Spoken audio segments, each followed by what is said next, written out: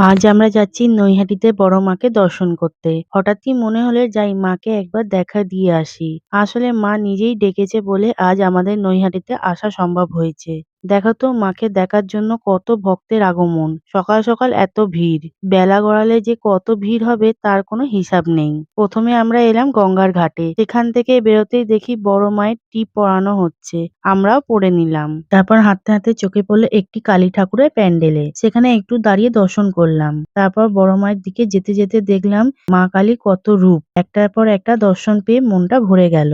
Main মন্দিরের সামনে এসে দেখি আজ মন্দিরটা বন্ধ, তবে উপরে লেখা আছে ধর্ম যা যার বড় মা সবার। ভিড় ঠেলাঠেলি করে অবশেষে বড় মায়ের দর্শন পেলাম। তোমরাও দেখে নাও মাকে। এই পবিত্র মুহূর্তগুলো সত্যি আলাদা। বেরোনোর সময় আবারও মায়ের আরো কয়েকটা রূপ দেখে ফেললাম।